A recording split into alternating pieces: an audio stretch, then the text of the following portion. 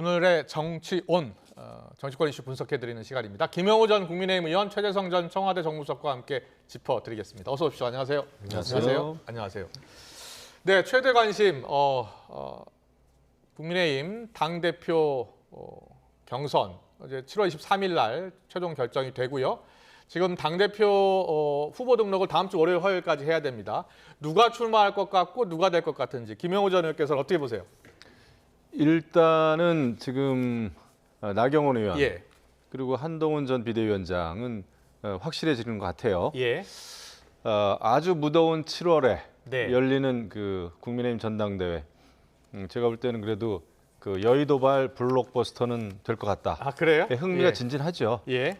일단 그 민주당의 그 8월이죠. 8월에 전당대회요? 예정돼 있는 그 예. 전당대회는 뭐 누가 보더라도 네. 사실 이재명 대표가 연임에 도전을 한다면 예. 그거는 뭐 우리가 정말 옛날로 치면은 뻔한 예. 대한뉴스처럼 네. 너무나 뻔한 예. 그런 이벤트가 되겠지만은 예. 그런 거에 비해서 예. 국민의힘은 한동훈, 나경원 한동훈, 나경원 나오면 1대1 구도가 될 것 같다. 괜찮은 흥행에는 성공을 할 것 같습니다. 다만 예. 이것이 지난해에 치러졌던 3.8 국민의힘 전당대회 때는 예. 이제 워낙 그 용산이 직접적으로 좀 관여하지 않았습니까? 김기현 대표가 대표될 때. 예. 그때는 뭐 연판장도 돌았고 예. 또 이제 안철수 후보한테는 예. 국정 운영의 회방꾼이라는 말도 직접 예. 그 용산에서 했기 때문에 그렇군요. 예. 그렇지만 않으면은 네. 저는 그 국민의힘의 어떤 변화와 예. 새로운 미래를 열어가는 데 있어서 예. 꽤 괜찮은 그 흥행이 될 수 있겠다 생각합니다. 알겠습니다. 잘 들었습니다. 최재성 수석이 또 여당의 상황을 더 잘 또 들여다보고 또 더 말씀 잘해 주실 것 같아요. 출마 두 사람이 하면 누가 될 것 같습니까? 박지원 전 국정원장은 어대한 그런 분위기도 있지만 나경원 의원이 될 가능성이 더 높다고 본다. 이렇게 분석하더라고요. 뭐 이미 룰이 예. 이제 80대 8대 2로 정해진 거 아니에요? 예. 그래서 민심이 이제 20% 정도인데 네. 저는 뭐 애당초 그랬어요. 예. 100% 대의원 투표로 당 대표를 선출하지 않으면 예. 한동훈 당선이 이변이 없을 것이다. 그래서 근데 룰 세팅이 이제 8대 2로 됐기 때문에 예. 어대한이 맞는 것 같습니다. 그렇게 보세요? 네. 예. 그럼 나경원 의원은 왜 아직도 고민을 하고 있는 걸까요? 우선은 이번 당 대표가 예.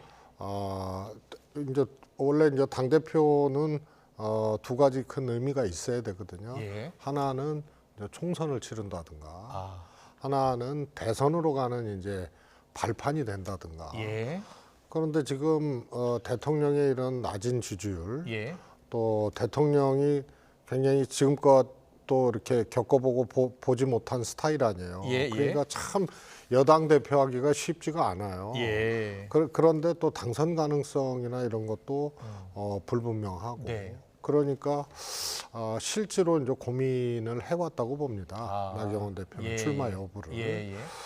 그런데 이런 점은 있죠. 지금 한동훈 대표의 개인적인 어떤 이 지지율 있지 않습니까?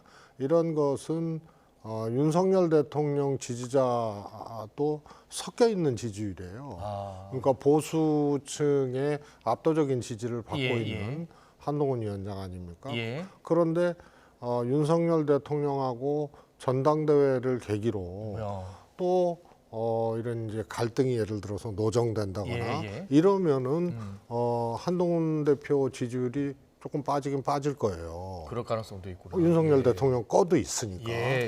그래서 뭐 박지원 대표는 결국은 반한 후보들 연대하고 그러니까요. 윤석열 대통령의 지지율도 지금 한동훈 대표 지지율에 섞여 있으니까 그게 이제 빠지게 되면은 조금 다른 결과가 나올 수도 있지 않나 싶은데요. 그런데도 불구하고 저는 어대하는 그렇게 될 거라고. 알겠습니다. 그리고 김종인 비대위원장이 대통령실이 개입을 하면 안 되는데 회의적이다 이렇게 표현을 하더라고요.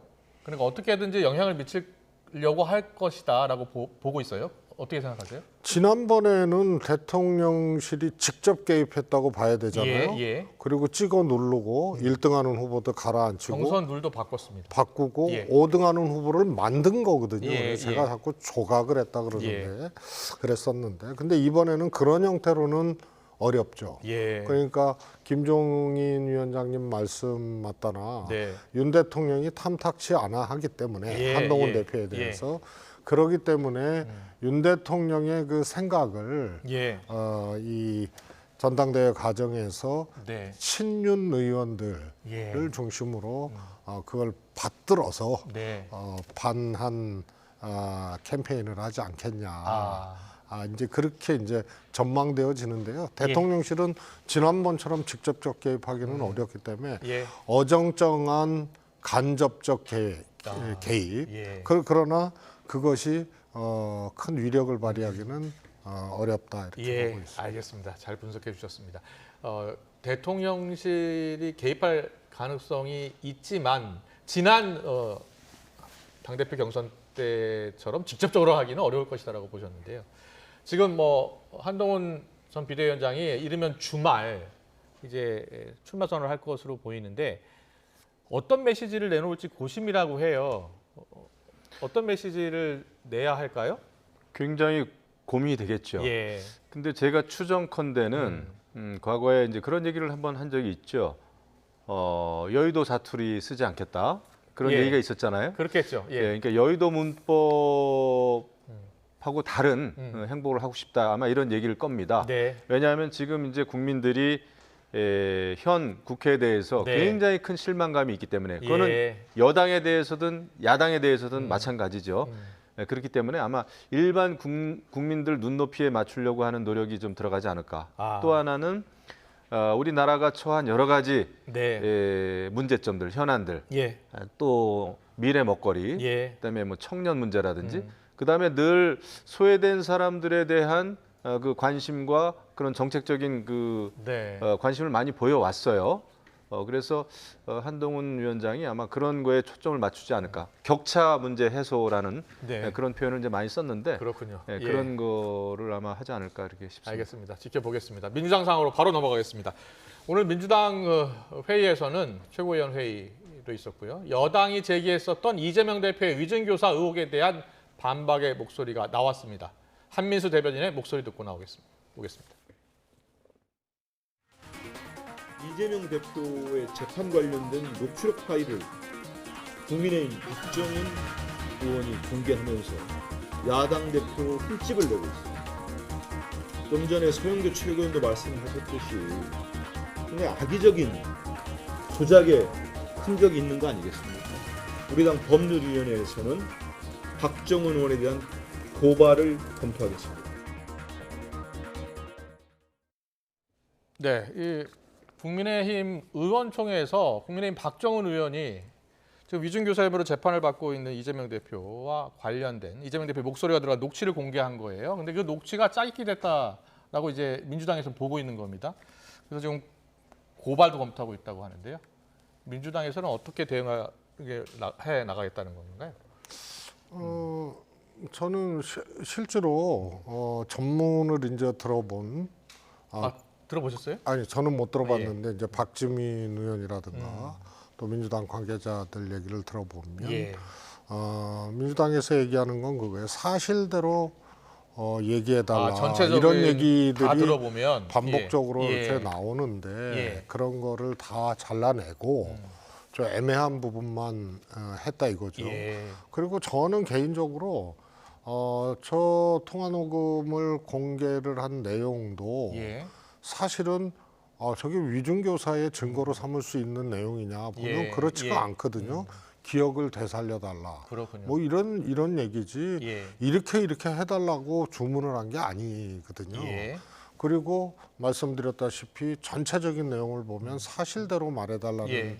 것들이 반복적으로 예. 나오는데 여야가 해석이 다르더라고요. 그걸 또, 다 예. 잘라냈다 이거죠. 예. 야당 쪽에서는 들어봐도 위증교사가 없다라고 이야기하는 거고 또 여당은 또 생각이 다른 것 같더라고요.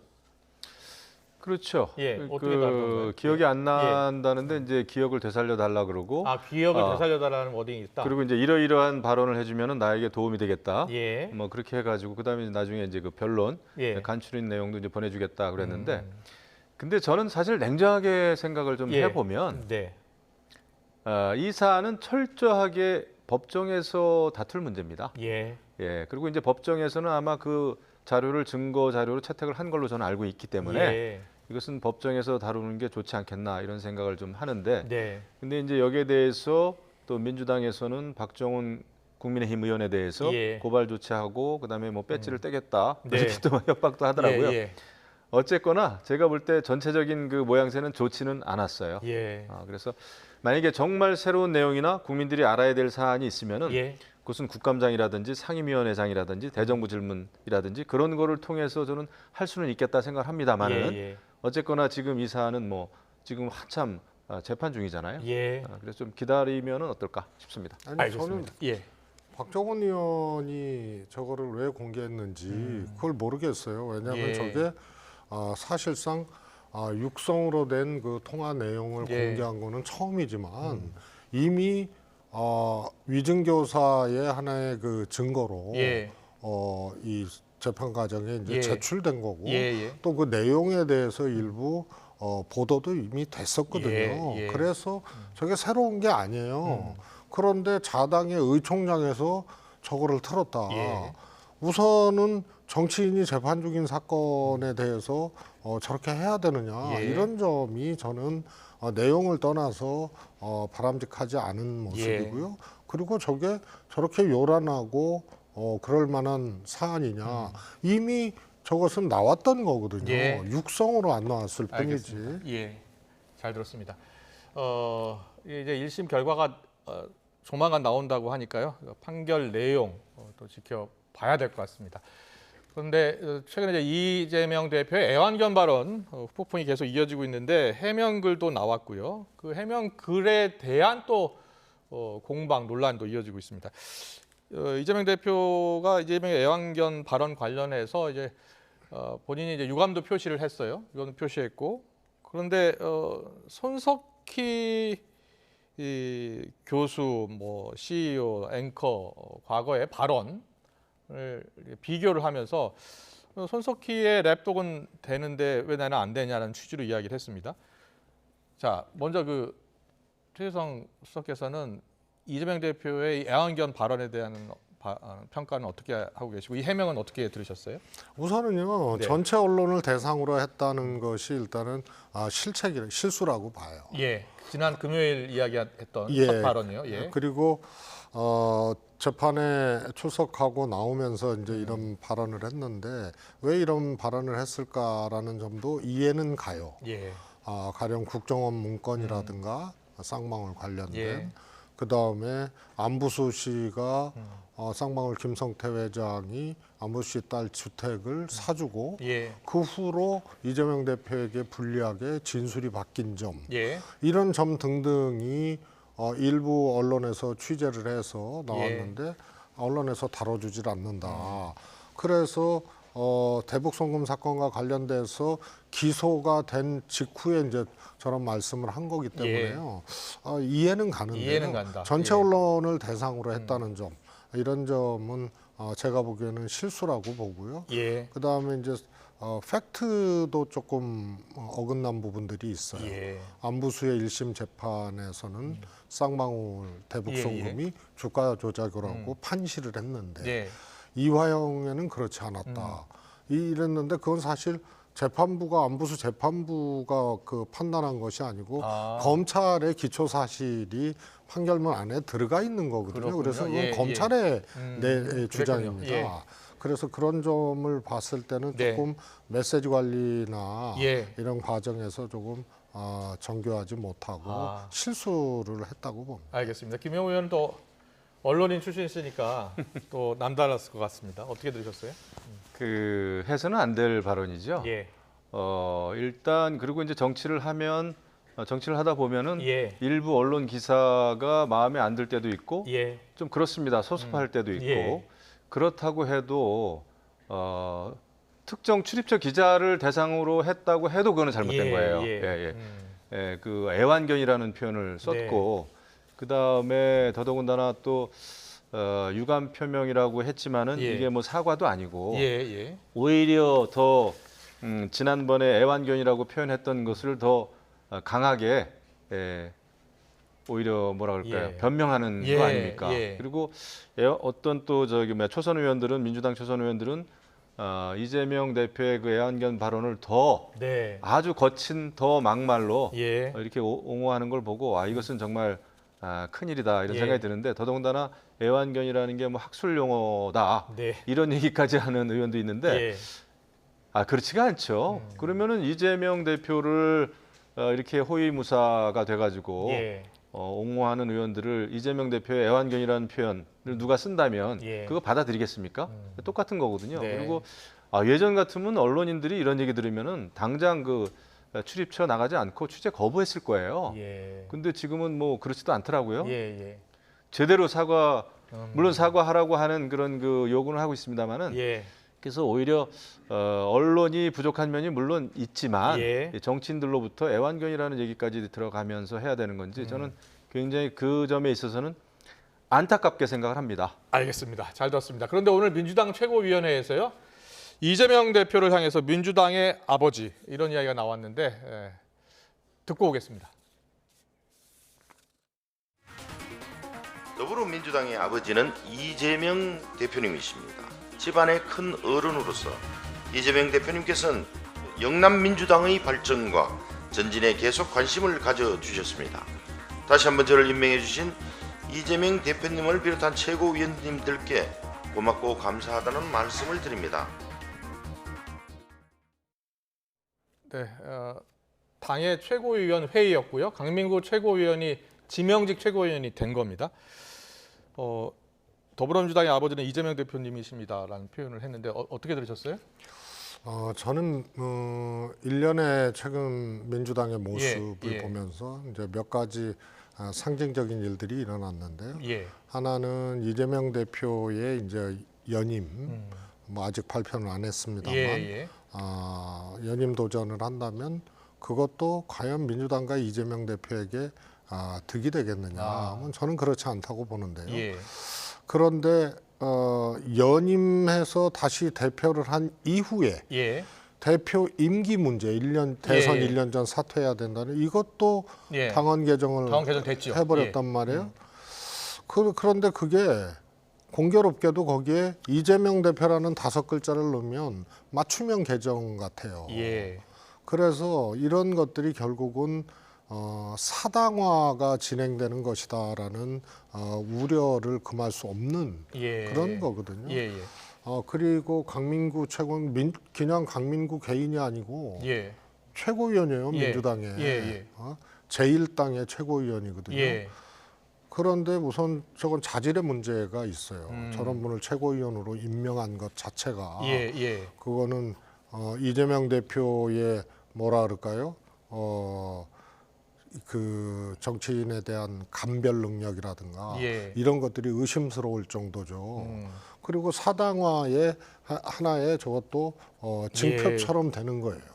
굳이 저런 표현을 할 이유도 없고 할 필요도 없잖아요. 그리고 공적인 자리에서 최고위원에 임명되고 본인은 좋겠죠. 그런데 그것을 저렇게 사적인 어떤 감정, 생각을 저렇게 그것도 과도한 표현으로 저렇게 하는 것은 당사자의 자질의 문제고 저런 분을 최고위원으로 임명한 이재명 대표의 선고안도 문제고 저런 것들이 결국은 민주당에도 결국은 좋지 않은 그런 사당화가 진행되고 있는 우려를 금할 수 없는 것이죠. 알겠습니다. 잘 들었습니다. 정청래 최고위원은 오늘 이재명 대표 시대의 이야기를 또 하더라고요. 어떻게 들으셨어요? 지금 뭐 우리 최재성 수석께서 또 자당의 문제인데 굉장히 아주 날카롭게 그 짚어주셨어요. 사실 이재명 대표에게 도움이 되지 않는 발언이죠.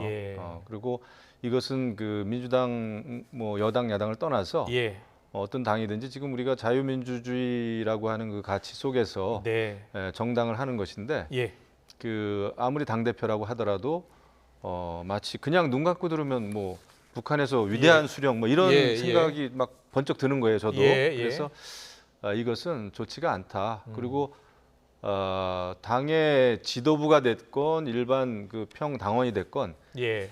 똑같은 국민이고 예. 이렇기 때문에 우리는 그 자당의 당 대표를 존경할 수는 있죠. 예. 존경하는 게 또 마땅하겠죠. 예. 자당 당원 의원이라면 하지만은 이렇게까지 표현할 이유는 없고요. 네. 이런 얘기가 나오면 오히려 이재명 대표가 발언을 제지시키는 게 맞다고 봅니다. 네. 그러나 뭐 이미 민주당 내에서도 이런 그 비판이 있는 걸 보면 예. 앞으로 좀 고쳐지지 않겠나 생각합니다. 알겠습니다. 그리고 마지막 이슈로요. 오늘 여당이 제안한 내용이 있어서요. 법사위원장 운영위원 자리를 여야 1년씩 좀 번갈아 하는 거 어떻게든지라는 제안을 했습니다. 이 제안을 어떻게 들으셨나요? 저는 민주당이 추경호 원내대표의 예. 그 제안을 받는 것이 좋다고 봅니다. 그렇게 보세요? 예. 국회에 대한 어떤 공동 책임도 있고요. 예. 물론 여당이 대안 없이 국회를 공전시키고 예. 저렇게 하는 것도 참 처음 보는 광경이죠. 집권당이 예. 저러는 것도. 그렇지만 민주당도 제1당으로서의 어떤 책임이 있는 것이기 때문에 예.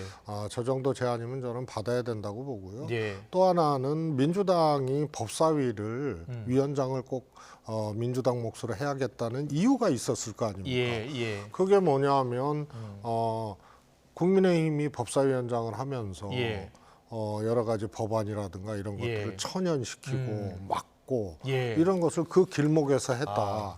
그래서 총선 민심을 받들어서 민주당이 해서 민생 입법과 또 필요한 입법들을 하겠다. 예. 이거 아닙니까? 예. 그런데 예를 들어서 최상병 특검법 같은 경우도 국민의힘에서도 그 특검법 제의결 과정에서 찬성한 의원들이 있잖아요. 예. 그런데 과정을 이렇게 해버리면은 예. 그리고 법사위 일방적으로 막 통과시키고 이러면은 결국은 특검법 같은 경우도 민주당이 전략적으로 네. 실패를 하게 되는 거예요. 예. 8명의 의원, 국민의힘 의원들이 동의하지 않으면 네. 재의결하기가 어렵잖아요. 예. 그런데 그분들은 찬성한다 하더라도 특검법을 찬성한다 하더라도 예. 법사위를 독식하고 속도를 내고 예. 국회를 무시하고 아. 그렇게 해버리면은 그럴 수 그냥 있다. 과정이 잘못됐기 때문에 그래서 예. 속도전이나 독식 네. 이런 것들이 과정 관리를 잘못함으로써 민주당이 바랬던 법사위원장을 하고자 했던 그렇군요. 그런 어떤 좀 목적하고 위배되는 결과가 나올 좀 더 수가 길게 있어요. 보고서 민주당이 또 제1당이기도 하니까 판단할 것은 판단하고 여당의 제안을 받는 것 어떠냐라는 또 의견을 주셨어요. 국민의힘으로서는 정말 고육지책이죠. 예. 고육지책이에요. 정말 그 곤경에 처해 있지 않습니까? 예. 권한쟁의 심판 청구까지 하고 예. 이런 상황에서 일단 원 구성에 있어서는 솔직히 말씀드리면은 민주당이 완승을 한 겁니다. 예. 하지만 협치가 중요하고 의회에서 있어서의 여야 협의가 중요하잖아요. 예. 그거는 여전히 중요한 의회 그 관례입니다. 예. 국회법에 명시는 안 돼 있지만은 예. 모든 면에 있어서 협의하게 돼 있잖아요. 네. 이런 상황에서 1년씩이라도 하자라고 하는 그 추경호 원내대표, 국민의힘으로서는 정말 그 고육지책인데 네. 이거는 그래도 받아들여야 되는 거 아닌가. 네. 그리고 1년 차가 사실은 중요하거든요. 예. 그래서 1년 차에 민주당이 법사위 운영이 다 차지를 하고 있으면은 하고 싶은 거는 상당히 많이 할 수가 있을 겁니다. 예. 그래서 이거까지는 좀 받아들여야지. 이거를 그냥 차버리면은 정말 22대 국회는 너무나 힘들 것 같고 예. 첫 단추가 꿰어지지가 않죠. 그러면 민생은 또 어떻게 되겠습니까? 네. 그래서 민주당이 의원식 의장도 좀 받아들여야 되는 거 아닌가 이런 예. 생각을 하지 않을까요? 그렇게 생각합니다. 제가 예. 짧게. 민주당이 받는 게 좋겠다. 네. 그러나 안 받을 것이다라고 오늘 아침에 어디서 얘기를 했는데요. 네.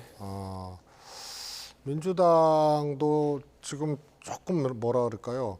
이 국회 상임위원장 문제라든가 네. 이런 것에 대해서 다시 한번 좀 생각할 예. 필요가 있어요. 지금은 관성, 탄성이 네. 붙어가지고 저거 받기가 어렵게 돼 있어요. 그렇군요. 제가 10초만 말씀드리면 예. 이번에 그렇게 하면서 네. 국회법을 개정해가지고 정했으면 좋겠습니다. 알겠습니다. 여기까지 듣겠습니다. 잘 들었습니다. 지금까지 김영우 전 국민의힘 의원, 최재성 전 청와대 정무수석과 함께 짚어봤습니다. 잘 들었습니다. 고맙습니다.